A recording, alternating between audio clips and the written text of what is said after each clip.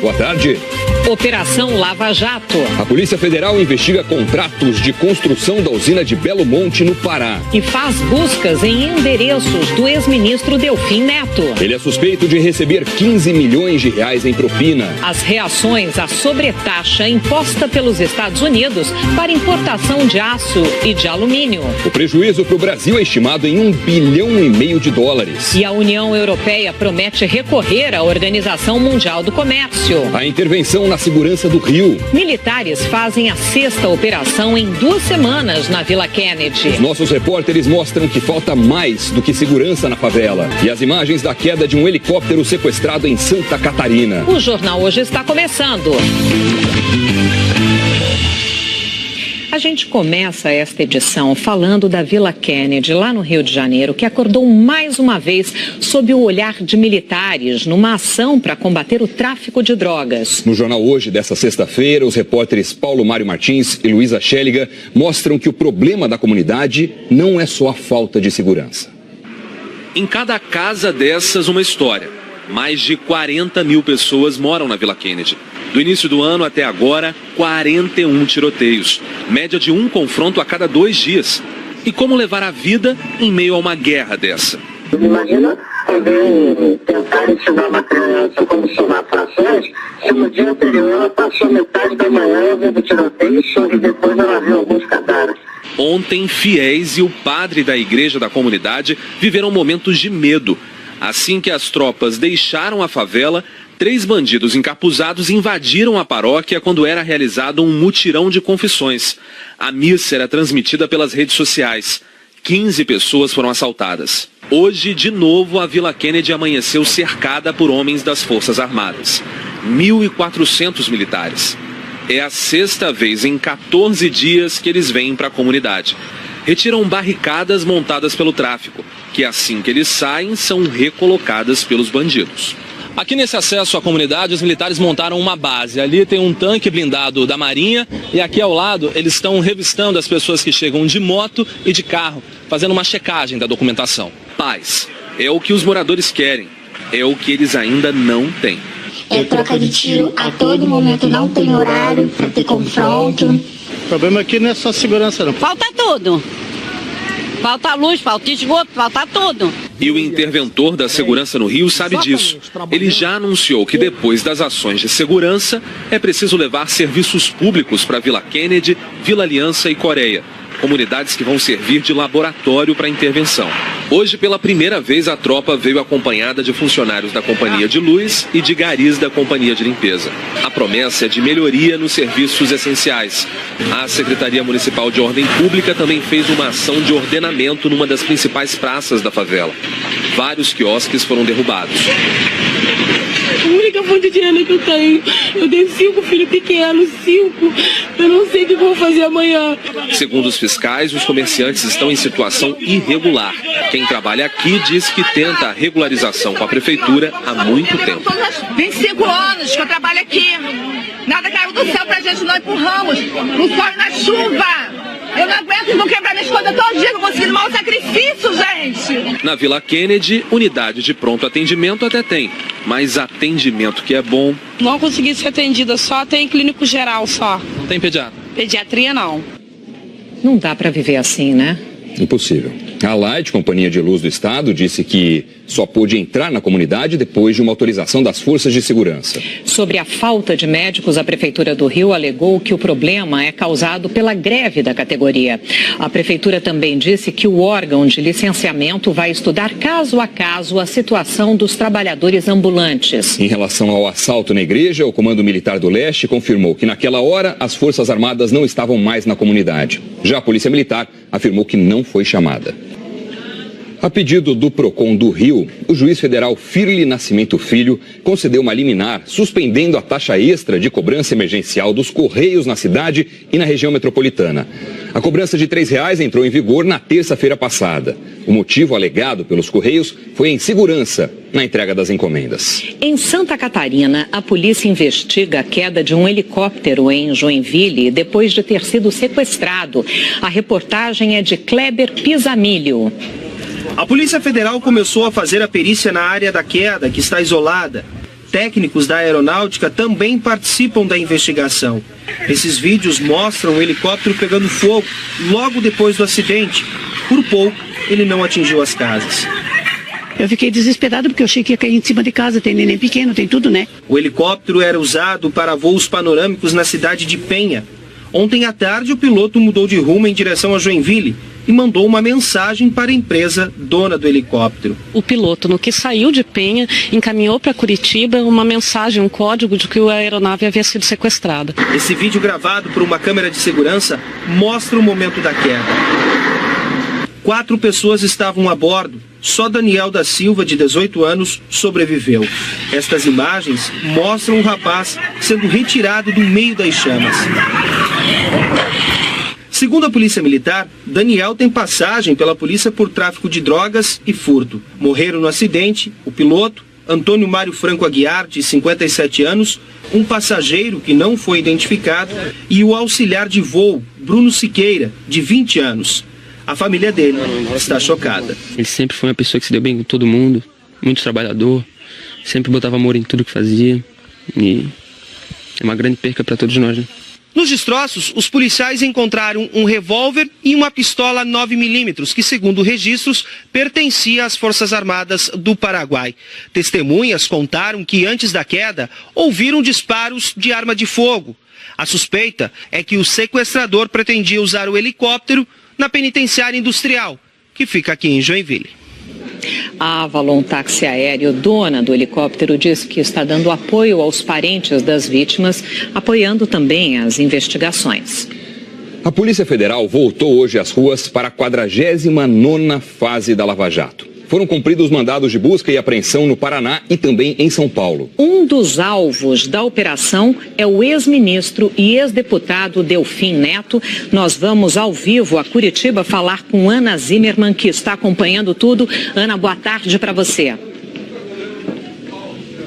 Oi, Sandra, Doni, boa tarde a todos. Essa nova fase tem por base a colaboração premiada de 3 empreiteiras, Aldebrecht, Camargo Correia e Andrade Gutierrez, que são as principais empresas do consórcio para a construção da usina hidrelétrica de Belo Monte, no Pará. As outras 7 empreiteiras desse consórcio também estão sendo investigadas. De acordo com os procuradores, as empreiteiras pagaram propina a pedido do ex-ministro Antônio Palocci, que está preso, já foi condenado na Lava Jato. A propina teria sido destinada para o ex-deputado e ex-ministro Delfim Neto, para o MDB e para o PT. As investigações sobre os partidos estão em sigilo.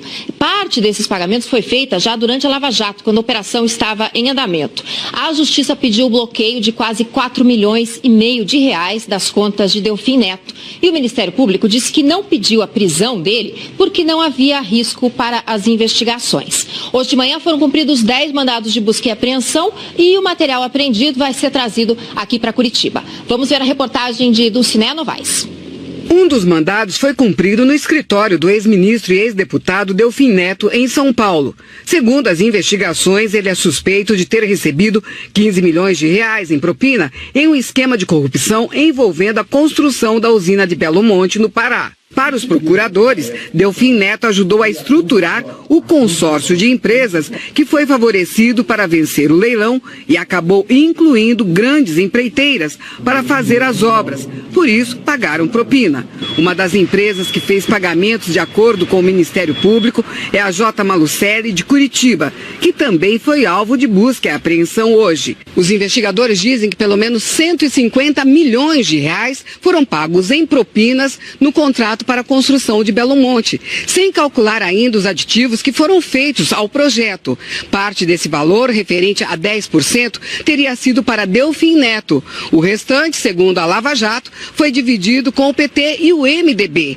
Cada uma das duas legendas teria recebido 45% dos valores ilícitos. Um dos aditivos foi celebrado em 1 de agosto de 2014 e a partir daí a investigação demonstrou que retomaram os pagamentos das vantagens indevidas. Então é possível sim que eventualmente os valores sejam maiores do que o atualmente apurado.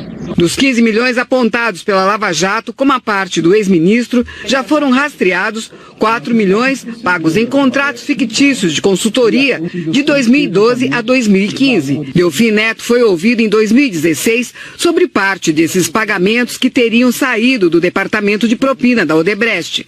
Os procuradores dizem que era identificado como professor nas planilhas da empreiteira.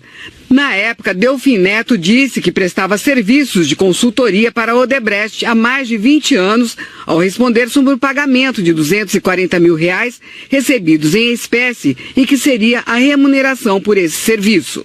Ele não falou a verdade, ele tentou mascarar os recebimentos da vantagem devida em supostos contratos de consultoria cujos serviços jamais foram prestados, conforme declarado até pelos colaboradores. A defesa de Delfim Neto declarou que ele não ocupa cargo público desde 2006, nunca cometeu nenhum ato ilícito e os valores que recebeu foram honorários por consultoria prestada.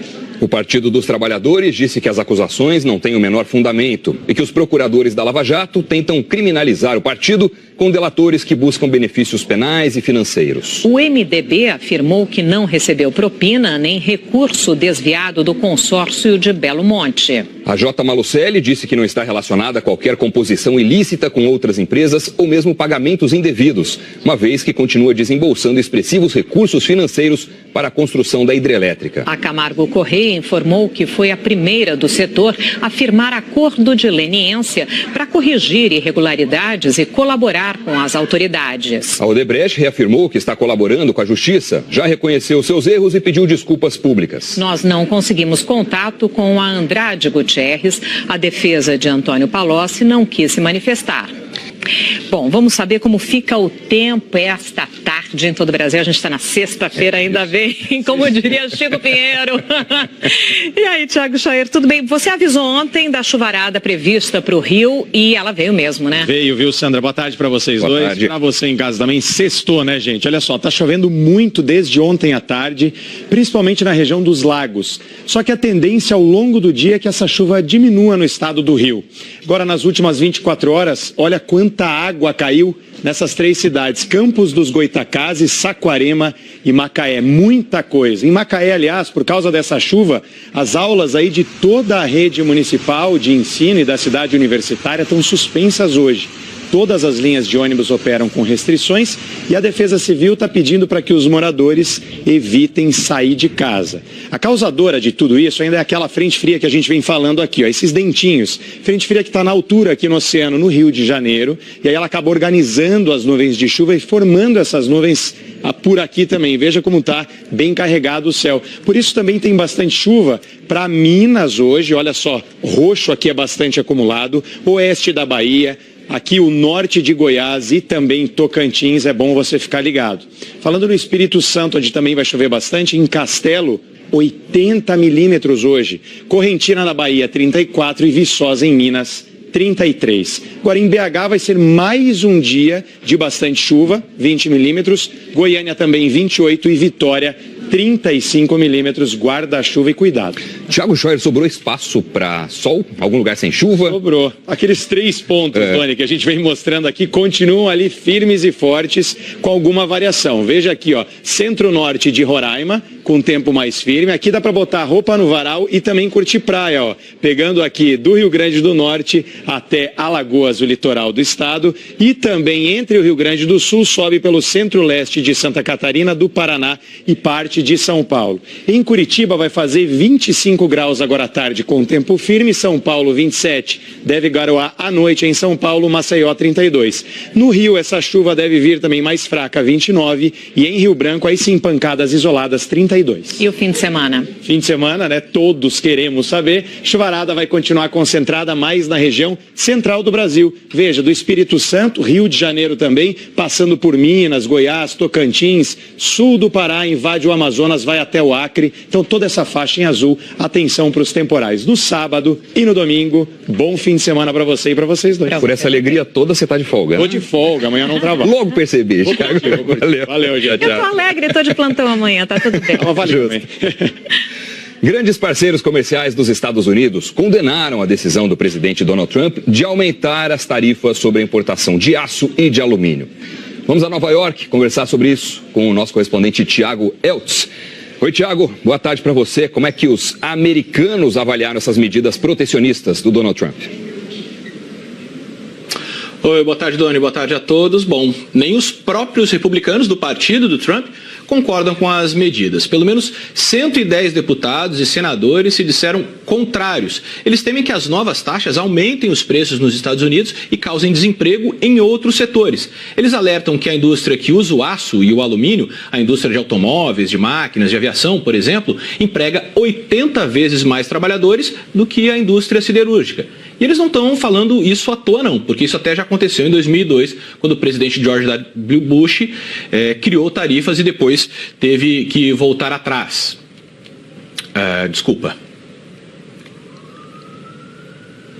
Os republicanos, que tradicionalmente defendem esse tratado de livre comércio, temem que essas taxas, então, aumentem o desemprego. O principal assessor de Trump na área econômica, o Gary Cohn, assinou a renúncia do cargo na terça-feira, depois que percebeu que não conseguiria impedir essas tarifas. O partido do presidente alerta que essa indústria, então, que usa o aço e o alumínio, emprega mais do que a indústria que deve ser beneficiada.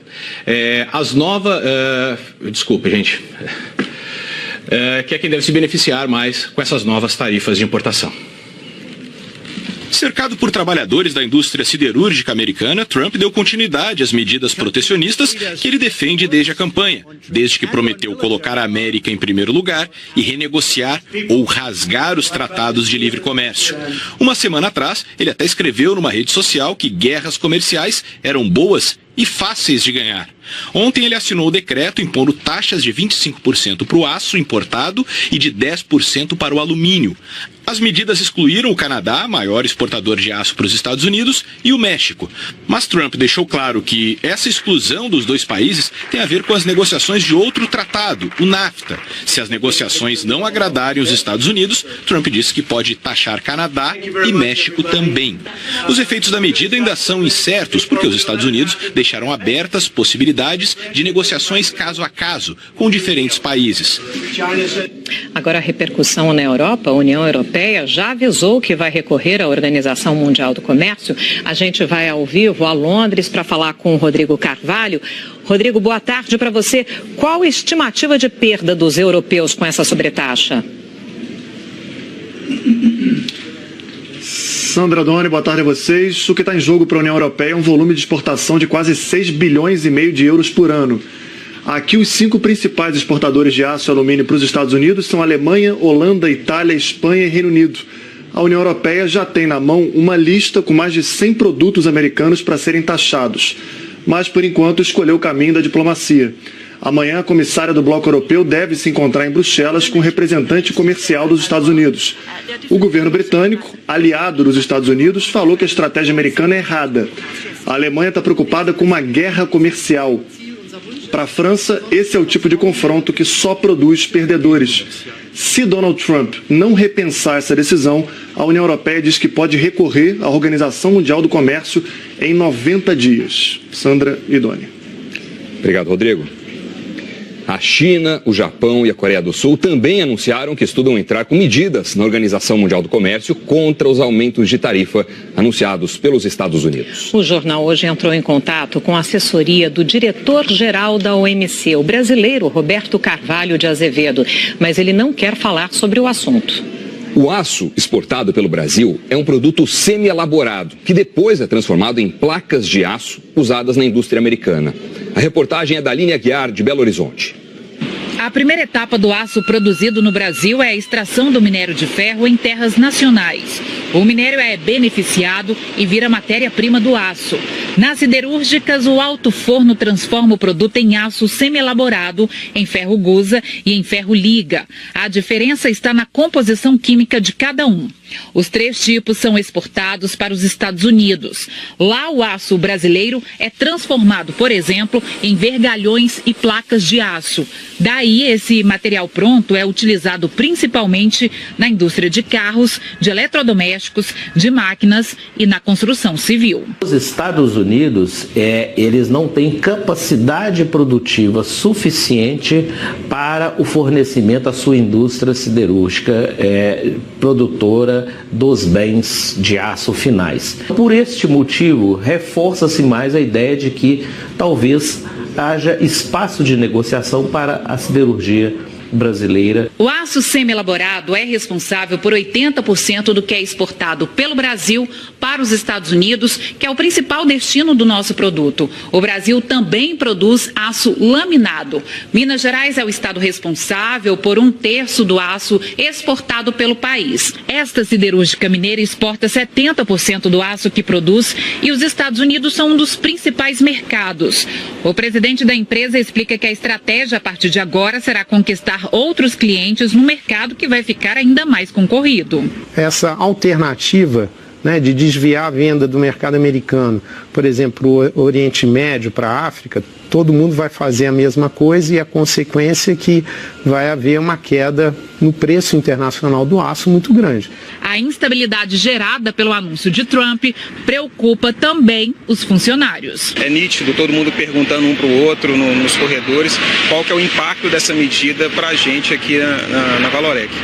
É de repensar novamente todos os turnos, né? Fortes reduções de emprego. Pois é, o Instituto do Aço calcula que o setor gere 2.400.000 empregos, direto ou indiretamente aqui no Brasil, né? Mas a medida também vai atingir outros setores da economia. Quem mostra pra gente é a repórter Bruna Vieira. Os economistas calculam que a medida do governo norte-americano possa provocar uma queda de 53% nas exportações brasileiras de aço para os Estados Unidos. Isso significa uma perda de $1,5 bilhão e uma queda de 2% no PIB desse setor. Para a Confederação Nacional da Indústria, o prejuízo nas exportações será ainda maior. $3 bilhões no caso do ferro e aço e $144 milhões do alumínio. E o inchaço na taxação não pesa só na balança comercial. A minha moeda tende a ser depreciada, a moeda dos países exportadores tende a ser depreciada e isso acaba batendo também na minha inflação. Para esse economista, a medida vai provocar um impacto no emprego, mas depois, parte da indústria de transformação pode até se beneficiar com o excesso de oferta de aço no mercado internacional. O emprego gerado no setor siderúrgico, ele tende a ser negativamente afetado naturalmente por essa medida, na medida que as exportações vão sofrer uma queda. Por outro lado, o restante da indústria de transformação, que é muito maior certamente do que o PIB do setor siderúrgico, tá, tende a se beneficiar. Então, o impacto líquido no desemprego, na taxa de desemprego, não é clara. Tá nesse momento. Quem acompanha esse mercado aponta que a tendência é que o Brasil redirecione as vendas para Europa e Ásia e negocie com os americanos. Retaliação é uma perda para os dois lados. Então, eu acho que nós temos que olhar na medida de possivelmente negociar a exclusão do aço semi-acabado, que é 2/3 do que o Brasil vende aos Estados Unidos. Se ele excluir as placas, para o Brasil facilita muito a situação.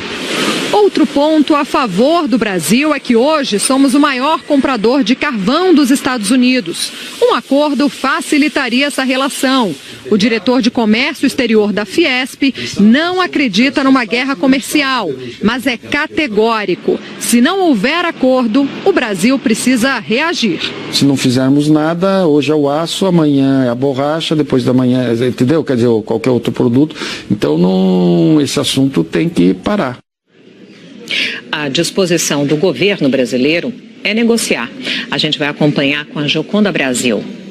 A decisão frustrou os esforços do governo brasileiro, que desde o ano passado vinha conversando com autoridades e empresários norte-americanos para evitar as sobretaxas. O ministro da Indústria e Comércio, Marcos Jorge de Lima, e o das Relações Exteriores, Aloysio Nunes Ferreira, manifestaram grande preocupação. Em nota, citaram que as medidas causarão graves prejuízos às exportações brasileiras e terão impacto negativo nas relações bilaterais de comércio. A nota ressalta também que poderá haver repercussão no fluxo de investimentos entre os países. O Brasil pretende pedir ainda hoje uma reunião com representantes do governo americano. Uma fonte do Itamaraty, ligada às negociações, disse que não há clareza sobre os argumentos usados pelos Estados Unidos para impor a sobretaxa. A primeira ação será retomar o diálogo para tentar excluir o Brasil da medida. Em paralelo, está em curso uma articulação com outros países para avaliar uma reação conjunta. Outro caminho é uma possível retaliação. Nesse caso, o Brasil deixaria de comprar produtos dos Estados Unidos, como carvão.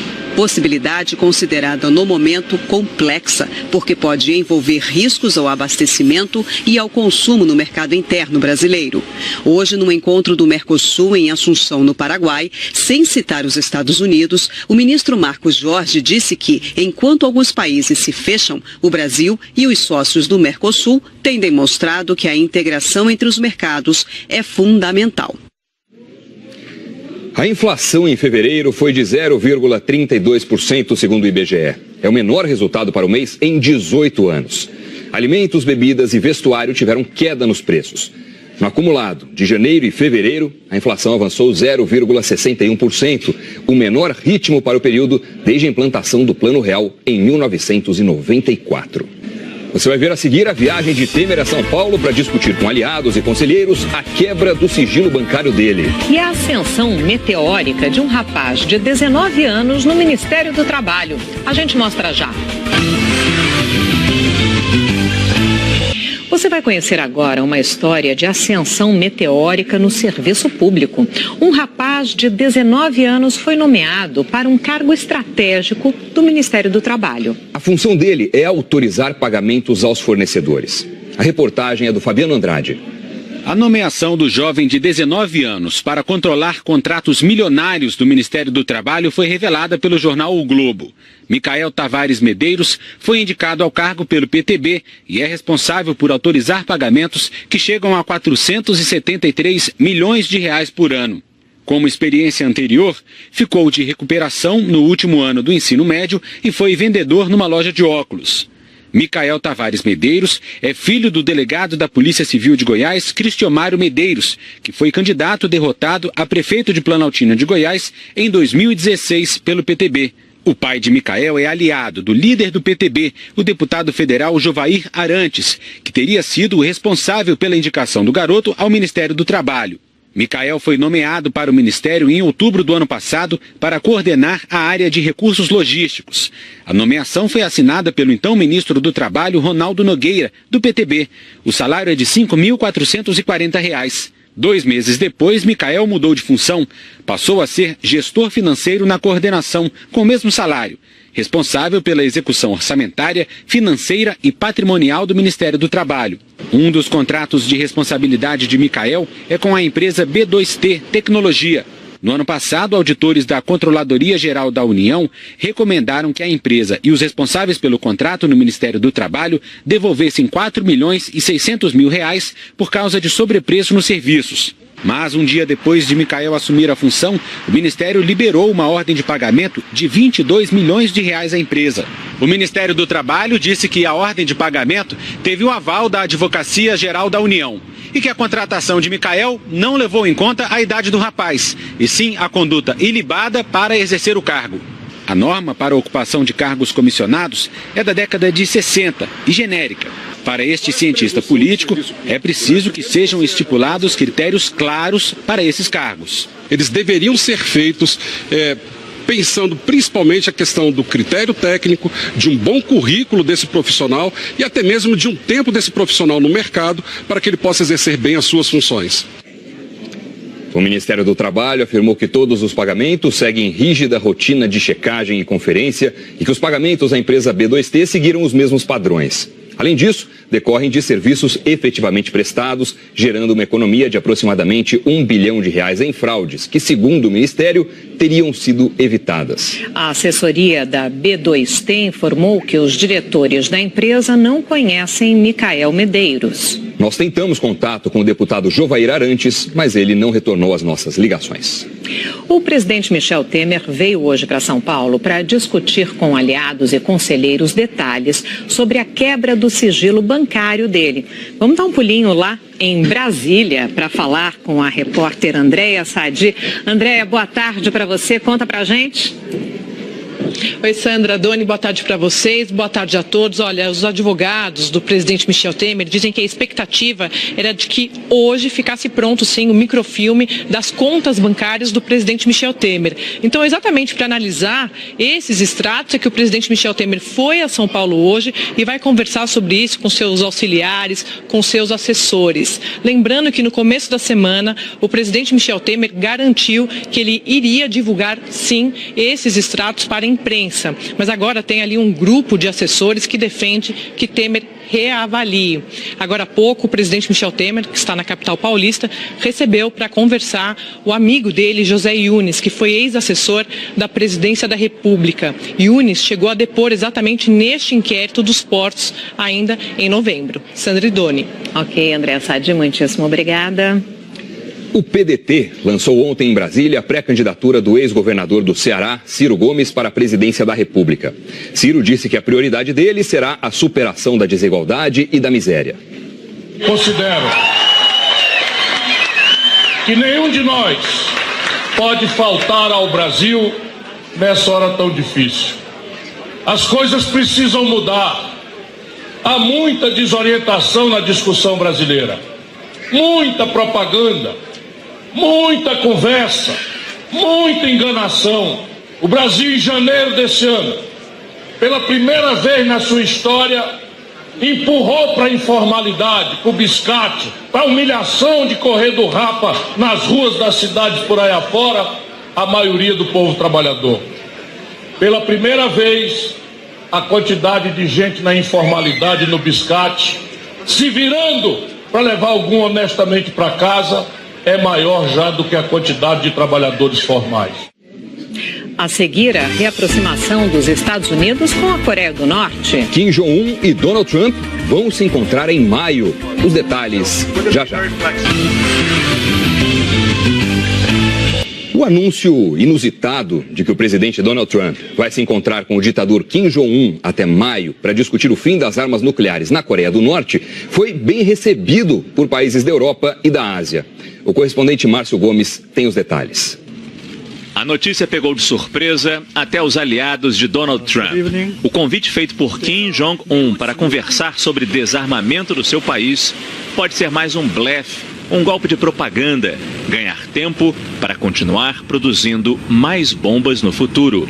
Mas Trump resolveu aceitar. Hoje a China elogiou a decisão e pediu coragem política, afirmando que essa é a direção correta. A Rússia também disse que acredita no diálogo para reverter a tensão entre as Coreias. O Japão não esperava que os Estados Unidos fossem aceitar a reunião de forma tão fácil. O presidente sul-coreano comparou a notícia a um milagre. As duras sanções internacionais contra os testes militares estariam sufocando a Coreia do Norte, forçando sua liderança a erguer o que parece ser uma bandeira de paz. Quem defende o encontro afirma que as sanções internacionais e a pressão máxima vão continuar sobre a Coreia do Norte, até que Kim Jong-un dê provas de que quer realmente se desarmar. O Jornal Hoje termina aqui. Você acompanha outras notícias no Jornal Nacional. Uma boa tarde e um fim de semana melhor ainda. Tchau. Para rever as reportagens exibidas hoje, basta ir ao Globoplay. Uma ótima tarde para você, um excelente fim de semana.